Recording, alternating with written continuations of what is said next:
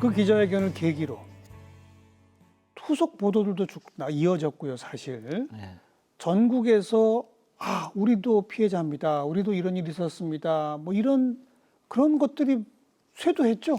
말도 못했어요. 말도 못했어요. 저는 이제 회사에 그 누구를 끼치기 싫어서 그 YMCA에 의뢰를 해서 YMCA 접수를 받았는데 전화를 그쪽으로 예. 팩스 전화가 자기들도 놀랄 정도로 올림픽 때보다 더 많이 그 쇄도를 했다고 그래요. 그래서 그분들 중에서 각 분야별로 뭐 공무원도 계시고 경찰도 있었고 교사도 물론 계셨고 이건 아니다. 이것이 사실 존재한다. 예. 이건 바로 잡아야 된다.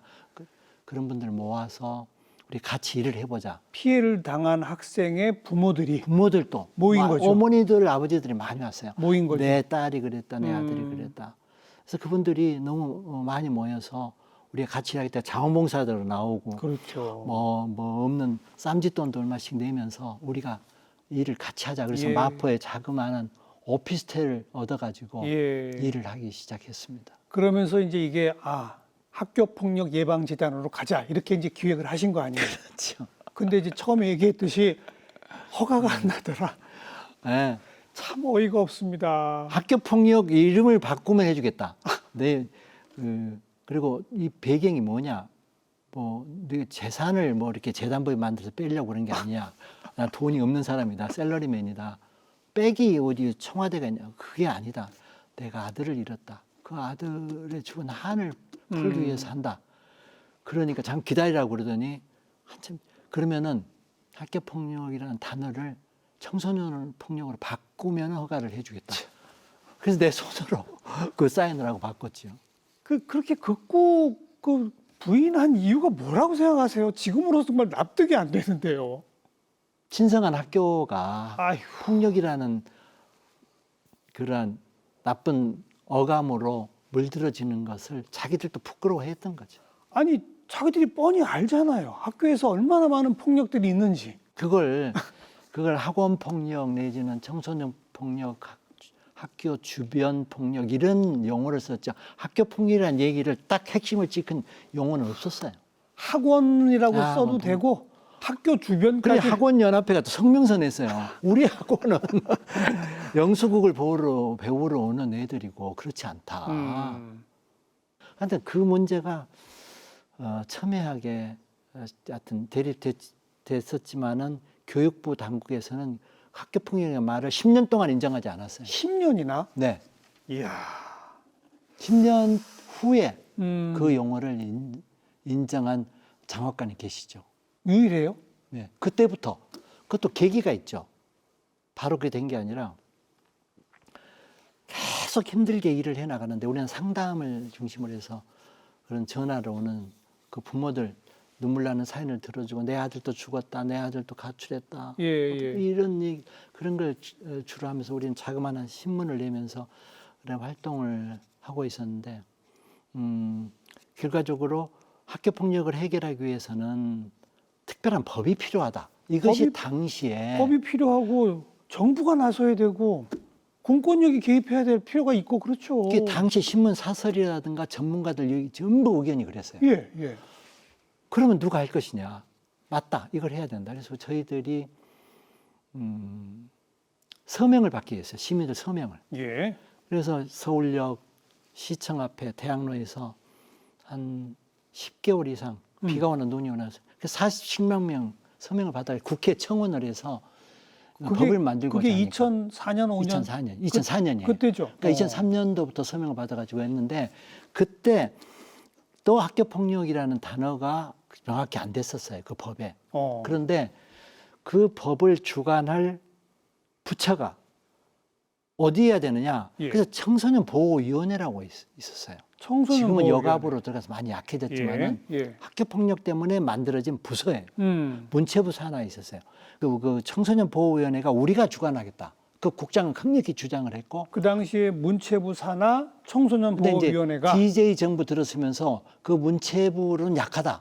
그래서 그 총리 직속으로 갔어요. 그래서 청년보호위원회가 그 만들어진 기억납니다. 거예요. 그 국무총리 산하로. 예, 예. 그래서 거기서는 직접 하겠다 그렇게 했고 교육부에서는 안 된다. 그것은 학교 현장의 문제니 우리가 그 법을 주관하고 일을 하겠다. 예. 그러면서 학교 폭력을 인정하겠다.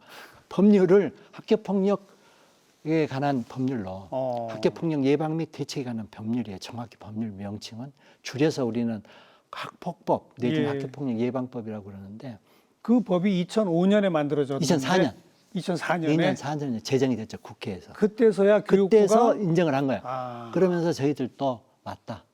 교육부가 나서야 된다. 교육부가 해야죠. 교육부가 나서야 된다. 네. 그러니까 2004년 그러니까 10년이 걸린 거고 10년 걸렸군요. 법이 2004년에 제정됐음에도 예. 사실은 그게 또 정부가 열심히 일하지 않았어요.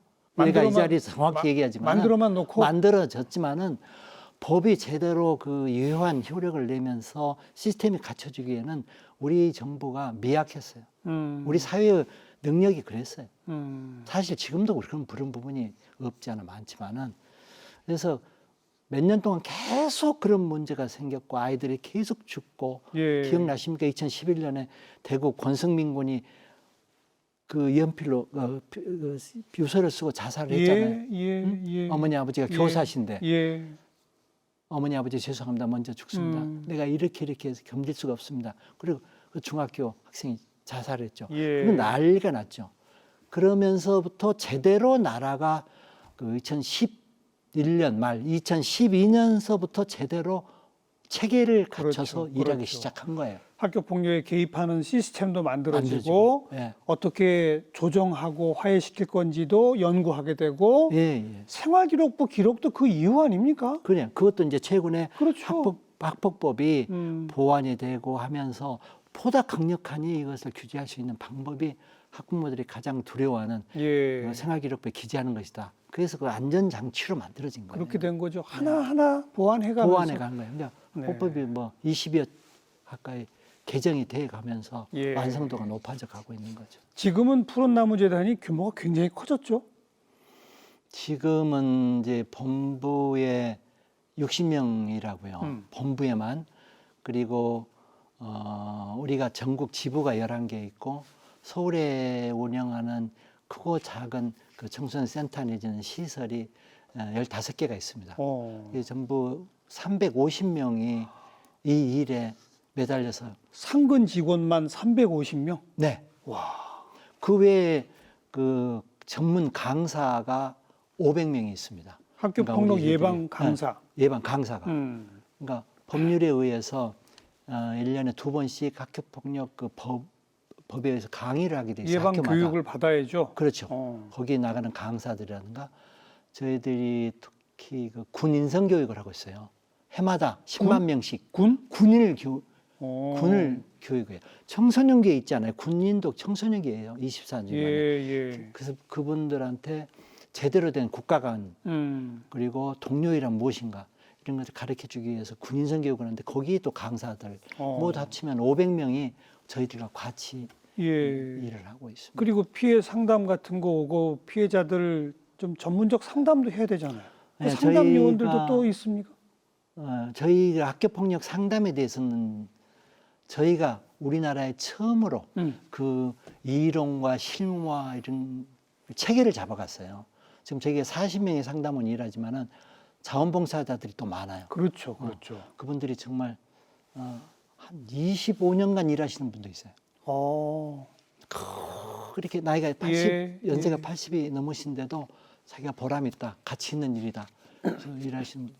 그러니까 가장 큰 업무는 푸른나무재단의 뭐 전국 여러 지부 등등의 무슨 피해 상담, 신고 이런 거 때문에 우리가 출발했고, 그렇죠. 그것이 가장 기초적인. 그게 1번이죠. 1번이죠, 그죠? 두 번째는 예방 교육, 미래를 위한 교육. 세 번째는 장학제도도 운영하고 있어요. 우리 아들 이름을 대현 이름을 딴 성적과 관계없이 가난한 아이들, 어려운 애들한테 장학 사업 그리고 나눔. 그다음에 그 법률에 대한 여러 가지 사회 시스템의 연구. 그렇죠. 그다음에 그 제도 개선, 법제도 개선 운동해야 되니까. 마지막으로는 비폭력 문화 운동을 하고 있죠. 그다음에 국제 활동도 많이 하고 있어요, 저희들이. 그건 뭐 어쨌든 제일 큰 게 이제 상담, 치유, 예방, 교육 이쪽일 그렇습니다. 텐데, 예. 그죠? 예. 뭐 그런 어떤 신고가 들어오면 예. 우리 이제 뭐 전문 상담사와 뭐 그 요원들이 예. 직접 현장에 가서 어떤 일들을 주관하게 됩니까? 프로세스가 어떻게 됩니까? 먼저 그 죽겠다. 음.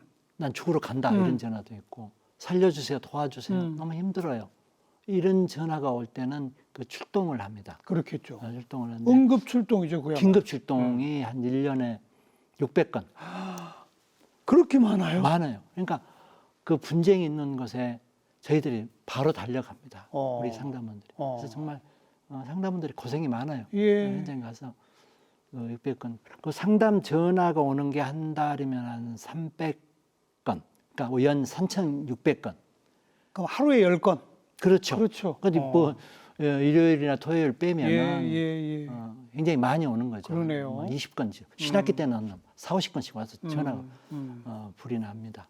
그 외에도 그 피해 학생을 이렇게 그 지원해주는 예. 그런 프로그램이 있는데 그렇죠. 학교에 출석하는 대신에 저희한테 와서 음. 마음을 치유받고 여러 가지 그 프로그램을 해서 마음의 그 정서를 회복하는 그런 것도 한 달에 60명. 근데 그런 일을 전문적으로, 그러니까 우리 사회가 아직 미처 하지 못하는 것, 정부가 미처 하기 어려운 부분을 개척해 나가는 것. 네. 그 상담도 그냥 상담이 아니라 화해 중재 상담. 이게 어려워요. 그걸 해야 되는 거죠. 그렇죠. 그걸 해야 돼요. 가해자도 함께. 함께 그렇죠. 중재를 해서 음. 그 사람들이, 그 학생들이 서로 진정한 사과를 하고, 그래서 그 피해 학생도 마음의 치유가 되고, 예. 가해 학생도 내가 이거 너무 이게 예. 그런 줄 몰랐는데 이게 뭐 굉장히 큰 상처를 주었구나, 미안하구나 예. 라는 것에 대한 그 후회와 반성이 있어야 될 거 아니에요. 그러면 그 사람 학생도 개선이 되는 거고. 그렇죠. 그런 화해 중재 상담이 굉장히 중요해요. 그러니까 만나면 서로 내가 잘했네, 먼저 누가 그랬네, 싸우는 게 중요한 게 아니라 진정한 의미의 화해가 그 아이들의 미래를 보다 좋게 만드는, 개선해주는 그런 길이 되죠. 지금 이 방송 지켜보시는 시청자분들 가운데 혹시 일부 분들은 아니 그렇게 나쁜 녀석들은 그냥 학교에서 완전히 추방시켜가지고 뭐 이렇게 생각하실 분들이 있는데 그런 아이들이 솔직히 뭐 한둘도 아니고 학교마다 상당히 많은 수가, 특히 학기 초에 그런 분쟁이 벌어지는데 거기서 뭐 일부 그 가해를 한 학생이라고 해서 전부 학교에서 내보내버리면 어떻게 됩니까? 불가능하잖아요. 가해 학생도 우리 학생입니다. 예. 그것도 걔들의 잘못만이라고 말하기는 우리 어른들의 책임이 너무 많잖아요. 우리들은 잘하고 있습니까? 우리 사회는 얼마나 사랑을 많이 베풀고 얼마나 예. 남을 배려하고 얼마나 질서를 지키고 예. 잘 삽니까? 아이들한테 부끄럽지 않습니까? 우리들이 더 이 사회의 물 잘못한 게 많아요. 예. 우리가 책임을 져야 돼요. 예. 걔들에 대해서 올바른 지도를 해줘야 되고, 그렇게 못한 우리들이 반성하고 해줘야 되는 거예요. 손을 내밀어야 되는 거예요. 걔들이 어린 아이들한테도 기회를 박탈하는 건 안 되죠. 안 돼. 그래서 그러한 화해 중재 상담, 진정한 반성, 그렇죠.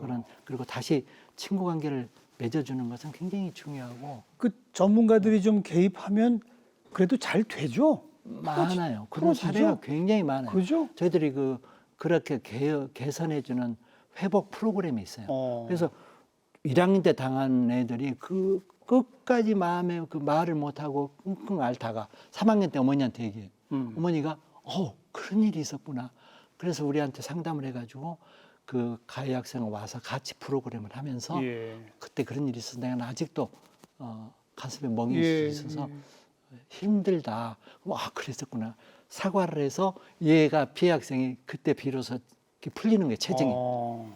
그래서 좋은 사이가 되고 이런 프로그램이 저희들이 운영하고 있고. 네. 그래서 아까 그 말씀하신 것 중에 그러면은 가해 학생을 엄하게 징벌해서 그냥 퇴교를 시키거나 없애야 되는 게 아니냐. 그리고 막 형사 처벌을 하고 막 네, 그런 것들이 바람직한 건 아니지만은 그래서 그런 제도를 많이 만들어놨지는 않아요. 이미 아까 말씀드린 중재위원회, 예.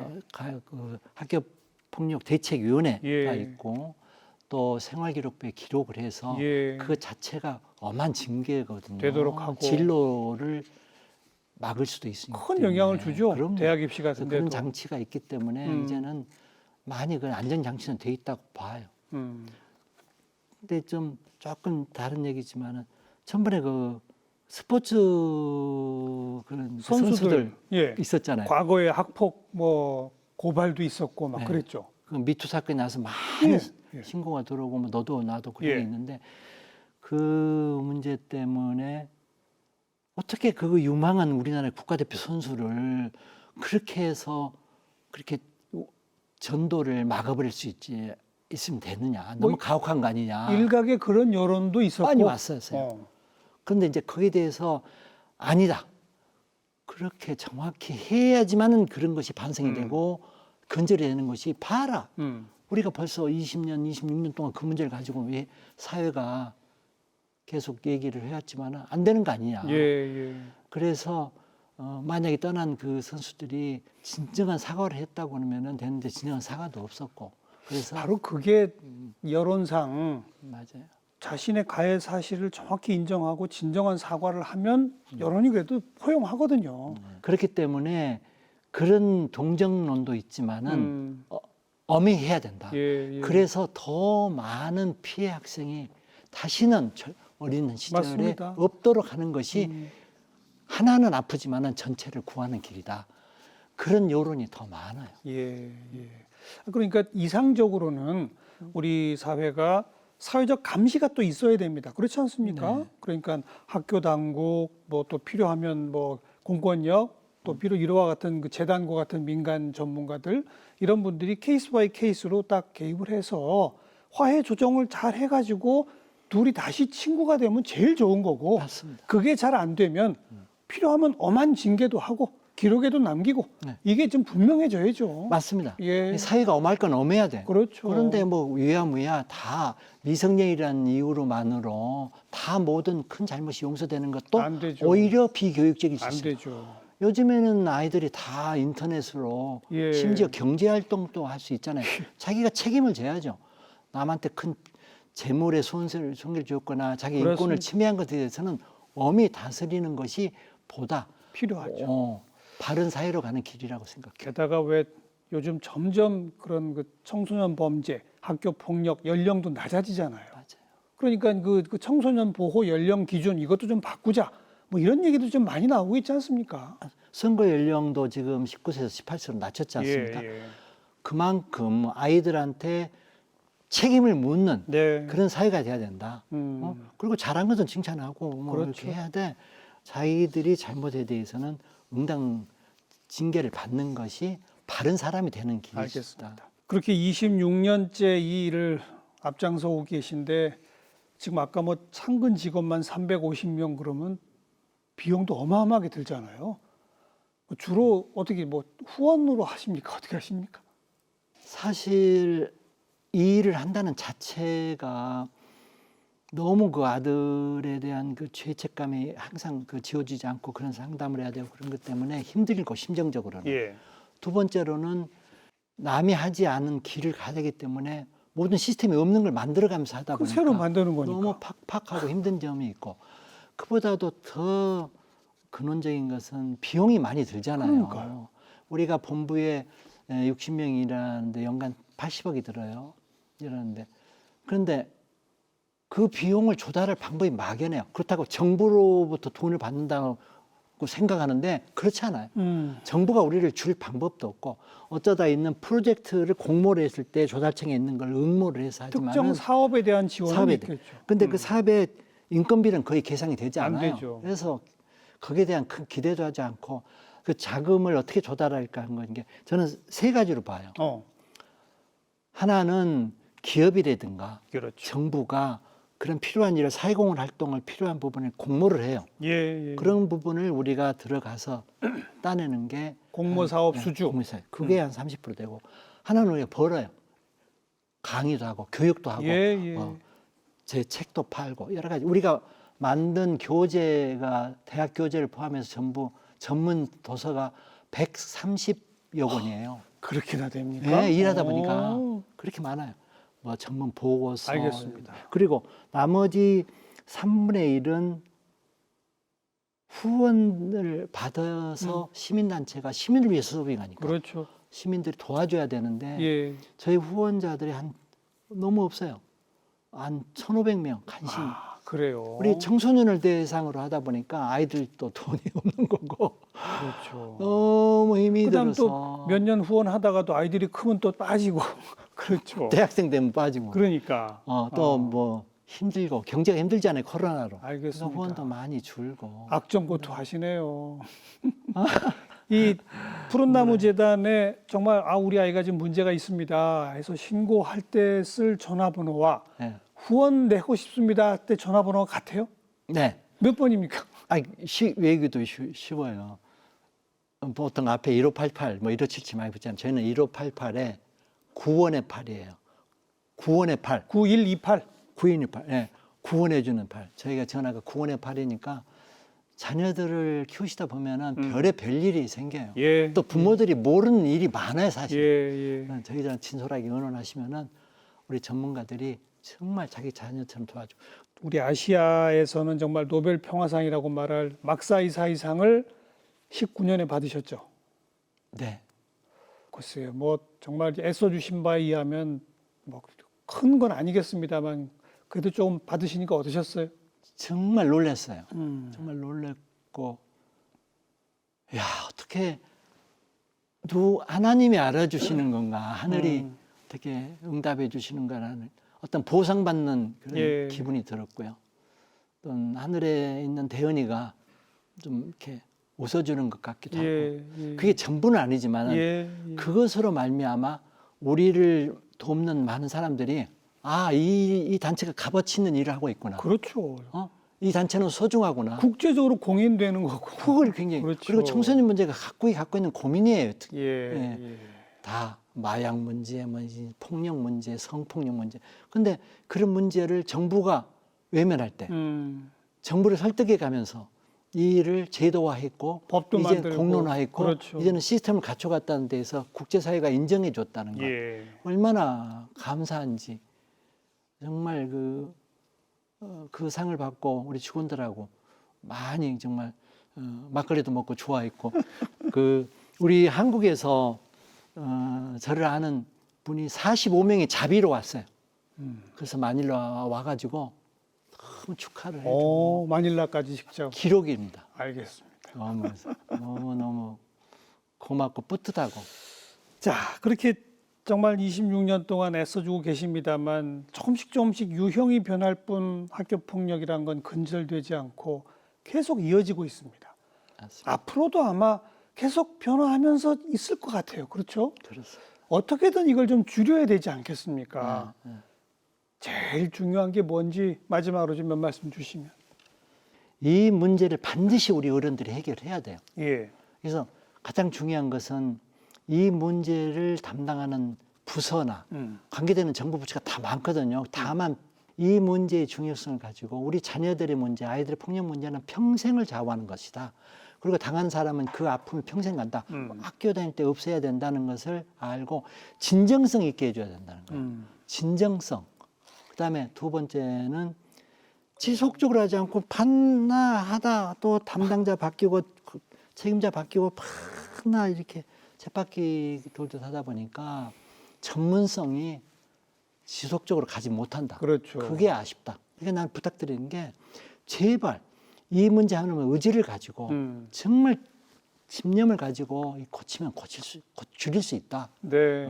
불가능한 거 아니다. 아이들이 문제인데 우리 어른 사이가 너무 분열되고 갈등이 많고 폭력적이에요. 한마디로 말하면 데모를 해도 너무 극단적이고 너무 세계 속에 이렇게 극단적인 모습이 비춰지는 게 안타까운데 우리 어른들이 좀 남을 배려하고 질서를 지키고 이건 정말 오래 걸릴 과제네요.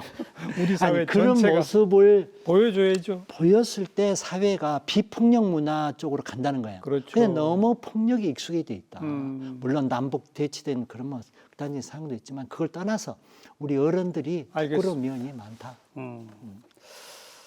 그리고 사실 너무 기초적이라 지금 말씀 안 하셨겠습니다만 각 가정에서 부모 자식 간에 대화를 더 많이 하면 이런 것도 다 좀 막을 수 있는 거 아니에요? 맞습니다. 제일 기초가 되는 건 그거 아니겠습니까? 맞습니다. 제 자신도 그 점에 대해서 많이 후회하지만은 각 가정에서 애들하고 정말 애들 눈높이에서 그러니까요. 친하게 음. 애들이 어떤 게임을 좋아하는지 예. 그것도 엄마 아빠도 그런 게임을 이해하고 해볼 줄 알아줘 같이 해볼 정도로 아이들하고 깊은 대화를 나누고 그랬을 때 그 아이들이 자기 어려움도 얘기하는 거고 그러니까요. 꿈도 같이 나눠서 대화하면서 이 꿈이 발전하는 건데 그런 가정에서의 기본 그 밥상머리 교육이라고 그러죠. 그런 것들이 전반적으로 우리 사회가 약한 게 아닌가. 자, 뭐 그동안 너무 애 많이 쓰셨습니다만 아직도 하실 일이 많습니다. 계속 해주셔야 되겠습니다. 이제는 못하겠어요. 너무 힘들어가지고. 이게 명예이사장 되셨으니까 조금 일은 줄이시되 계속 좀 지도해 주시기 바라겠습니다. 예, 우리 사회가 정말 비폭력적인 사회로 가야 되고 우리 아이들의 학교 폭력 문제는 그 아이의 일생 동안 멍이 되는 그럼요. 거고 그 가정에 지울 수 없는 상처를 남기는 거니까 우리 어른들 바로 잡아가야 것이 분명하고 네. 다시 한번 이런 인터뷰를 통해서 이 각 가정이나 학교나 좀 다시 되돌아보는 기회가 됐으면 좋겠습니다. 그래야죠. 오늘 아주 귀한 말씀 잘 들었습니다. 고맙습니다. 네, 무엇보다도 우리 김정기 명예이사장이 강조하셨죠. 정부의 좀 진정성 있고 지속성 있는 또 전문가를 계속 양성해내는 그런 노력이 필요한 시점인 것 같습니다. 다음 시간 또 뵙겠습니다. 안녕히 계십시오.